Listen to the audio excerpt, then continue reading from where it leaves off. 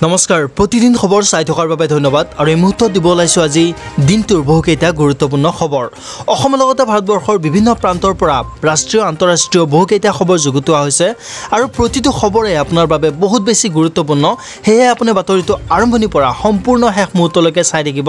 আৰু আমাক সাপোৰ্ট কৰিবৰ বাবে ভিডিঅ'টোত এটা লাইক কৰি চেনেলটো সাবস্ক্ৰাইব কৰি ল'বলৈ একেবাৰে নাপাহৰিব এতিয়া আমি আগবাঢ়িছো আজি দিনটোৰ গুৰুত্বপূৰ্ণ বাতৰিৰ মাজলে বাতৰিৰ আৰম্ভণিতে এটা বিগ ব্ৰেকিং ভাৰত বাংলাদেশ সীমান্তত অৱস্থান কৰিছে বহু সংখ্যক বাংলাদেশীয়ে উত্তৰ পশ্চিম বংগৰ সীমান্তত অৱস্থান কৰিছে শ লোকে কালি নিশাৰ পৰা সীমান্তত বাহৰ পাতি আছে লোকসকল নদী পাৰ হৈ ভাৰতত প্ৰৱেশৰ চেষ্টা বাংলাদেশী নাগৰিকৰ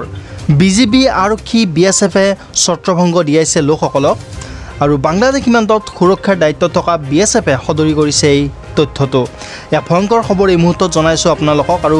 দৃশ্যাংশ দেখুৱাইছো আপোনালোকক এই মুহূৰ্তত দেখুৱাইছো এনেধৰণে শ লোকে সীমান্তত এতিয়া অপেক্ষা কৰি আছে ভাৰতত প্ৰৱেশৰ বাবে এইসকল লোক হৈছে বাংলাদেশী নাগৰিক আৰু বাংলাদেশত এতিয়া অশান্ত জৰ্জৰ পৰিৱেশ আৰু এই অশান্ত জৰ্জৰ পৰিৱেশ পৰিস্থিতিৰ মাজতে এনেধৰণৰ দৃশ্য বন্দী হৈছে কেমেৰাত ভাৰত বাংলাদেশ সীমান্তত অৱস্থান কৰি আছে বহু সংখ্যক বাংলাদেশীয়ে আৰু তেওঁলোকৰ লক্ষ্য হৈছে ভাৰতত প্ৰৱেশ কৰাটো বাংলাদেশত যেহেতু এতিয়া অশান্ত জৰ্জৰ পৰিস্থিতি সেই পৰিস্থিতিৰ পৰা নিজকে বচাই আহি এনেধৰণে ভাৰত বাংলা সীমান্তত অৱস্থান কৰি আছে আৰু অৱস্থান কৰাৰ কাৰণটো হৈছে তেওঁলোকে সুবিধা পালে ভাৰতৰ ভূমিত প্ৰৱেশ কৰিব আৰু লোকসকলক সীমান্তত বাধা প্ৰদান কৰি আছে বিএছএফে পৰৱৰ্তী প্ৰসংগ শাসকবিহীন বাংলাদেশত এতিয়া শাসনৰ কোনো চিনচাপে নাই এলিভেটেড এক্সপ্ৰেছে এতিয়া বাইকাৰ্ছ ইউটিউবাৰৰ দখলত ঢাকা সংযোগী এলিভেটেড এক্সপ্ৰেছ হাইৱেৰ ওপৰত দুচকীয়া আৰু চিএনজি বাহন চলাচল নিষিদ্ধ ঘোষণা কৰিছিল শেখ হাসিনা চৰকাৰে পিছে এতিয়া ৰিক্সাও চলিছে ইয়াৰ ওপৰত আমার বাসাতে ফোন দিয়ে জোর করে নামায় নিয়ে গেছে সবাই ফ্রিলি উঠতেছে এনজয় করতেছে সবাই দেখতেছে ফিরতেছে সবার জন্য উন্মুক্ত করে দেওয়ার ক্ষেত্রে যদি বলেন তাহলে আসলে উন্মুক্ত করে দেওয়াটা আমার মনে হয় না ঠিক হবে কারণ আমাদের বাইকাররা অনেকেই উল্টাপাল্টা বাইক চালায় ঢাকাত এতিয়া প্ৰখৰ গৰম আৰু যোৱা দুটা দিনত সন্ধিয়াৰ এন্ধাৰ নমাৰ লগে লগেই দেখা গৈছে এনেধৰণৰ অভিনৱ দৃশ্যসমূহ এলিভেটেড এক্সপ্ৰেছৱেৰ ওপৰত কোনোবাই যদি অস্থায়ী দোকান বহুৱাইছে আন কোনোবাই পথৰ ওপৰতে বহি লৈ মোবাইল ফোনত খেলিছে ভিডিঅ' গেম দুই এক লোকে এয়া স্বাধীনতাৰ উদযাপন বুলিও মন্তব্য আগবঢ়াইছে আনন্দে সবাই একটু উদযাপন করার জন্য সবাইকে দেখে আমরা আসলাম একটু হেঁটে উঠলাম আর কি ঘোরার জন্য দেখার জন্য কোনোদিন উঠতে পারিনি এইবার ফার্স্ট টাইম অনেক বড় আশা ছিল অৱশ্যে এনেদৰে সন্ধিয়া মানুহবোৰ ফুৰিবলৈ পৰিয়াল বন্ধু বান্ধৱৰ লগত ওলাই অহা দৃশ্যবোৰে এই কথাও সূচাইছে যে ঢাকাত শান্তিৰ এক বাতাবৰণ ইতিমধ্যেই তৈয়াৰ হ'বলৈ আৰম্ভ কৰিছে এনে পৰিস্থিতিৰ মাজতে বিএনপিৰ মুৰব্বী বেগম খালিদা জিয়াক চিকিৎসালয়ত সাক্ষাৎ কৰে দলটোৰ মহাসচিব মিৰ্জা ফখৰুল ইছলাম আলমগীৰে ৰাষ্ট্ৰপতিয়ে কাৰামুক্তিৰ কথা ঘোষণা কৰিছে যদিও বিএনপিৰ নেতাগৰাকী এতিয়াও চিকিৎসাধীন হৈ আছে ঢাকাৰ এখন হাস্পতালত ইফালে ঢাকাত থকা ভাৰতীয় দূতাবাসৰ সকলো কৰ্মচাৰীক সুকলমে স্বদেশলৈ উভতাই আনিছে ভাৰত চৰকাৰে অধ্যয়ন কৰ্মসূত্ৰে বাংলাদেশত বাস কৰা অন্যান্য ভাৰতীয়সকলৰো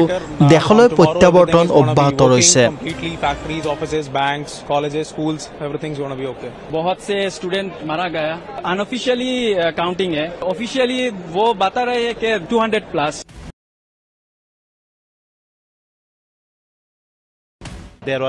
দিল্লীত বিমানৰ পৰা নামি ব্যক্ত কৰিছে অস্থিৰ সময়ৰ অভিজ্ঞতা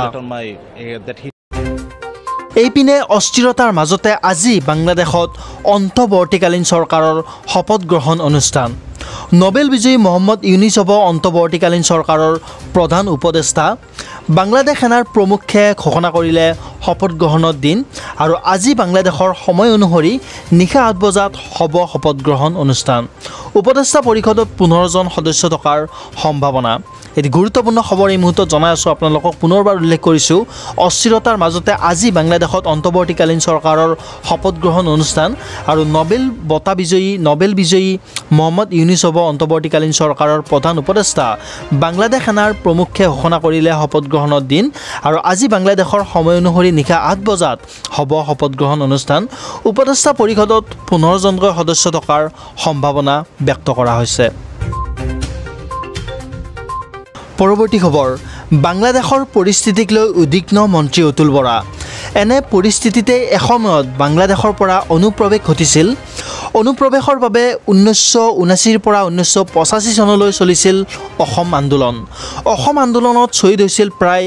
855 গৰাকীকৈ লোক এইবাৰ যাতে পৰিস্থিতিৰ সুযোগ লৈ অনুপ্ৰৱেশ নহয় কেন্দ্ৰীয় চৰকাৰলৈ বিশেষ ব্যৱস্থা গ্ৰহণৰ আহ্বান জনাইছে মন্ত্ৰী অতুল বৰাই কি কৈছে তেখেতে বিশেষ মন্তব্য আছে আমাৰ লগত সেই মন্তব্য এবাৰ শুনাব বিচাৰিছোঁ এইটো এটা আমাৰ কাৰণে অত্যন্ত এটা উদ্বিগ্নতাৰ বিষয় কাৰণ এনে এটা পৰিস্থিতিতে বাংলাদেশৰ পৰা অসমলৈ অনুপ্ৰৱেশ হৈছিল যাৰ বাবে 1979 চনৰ পৰা 1985 চনলৈ ৰাজ্যখনত গণ আন্দোলন হ'ল য'ত 855 জন শ্বহীদ হ'ল গতিকে এই ক্ষেত্ৰত কেন্দ্ৰীয় চৰকাৰে মাননীয় প্ৰধানমন্ত্ৰীয়ে দৃঢ় পদক্ষেপ লওক যাতে কোনো এজন বাংলাদেশী লোক পৰিস্থিতিৰ সুযোগ লৈ যাতে অসমত প্ৰৱেশ কৰিব নোৱাৰে আৰু ইতিমধ্যে ৰাজ্য চৰকাৰে মুখ্যমন্ত্ৰী ডাঙৰীয়াই কৈছে যে সীমান্তত ৰাজ্য চৰকাৰৰ তৰফৰ পৰাও কটকটীয়া নিৰাপত্তা ব্যৱস্থা কৰা হৈছে ভাৰতীয় যদি তাত আছে আমাৰ দেশৰ যদি নাগৰিক হয় তেওঁলোক আহিব ডেফিনেটলি কিন্তু অনায়নৰ চৰকাৰৰ দায়িত্ব তেওঁলোকক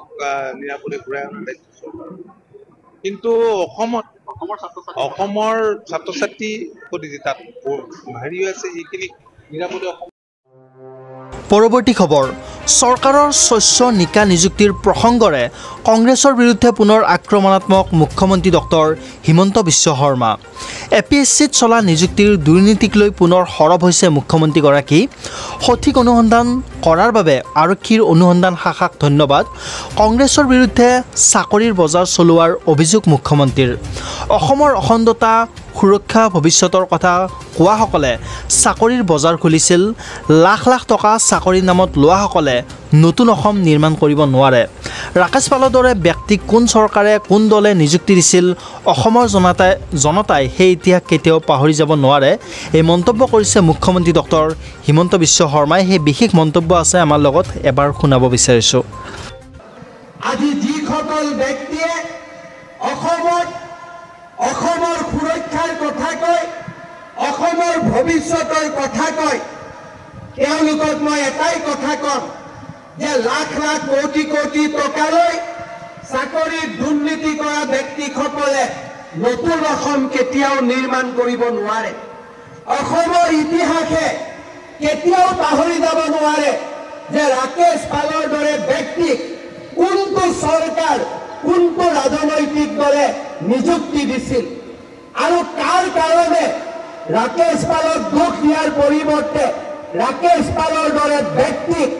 জন্ম দিয়া ব্যক্তিসকলে আজি আদালতৰ অভিযোগনামা আৰু আদালতে কাৰাদণ্ড বিহাৰ পিছত এবাৰৰ হ'লেও অসমৰ যুৱ সমাজৰ ওচৰত ক্ষমা খোজা উচিত তেওঁলোকে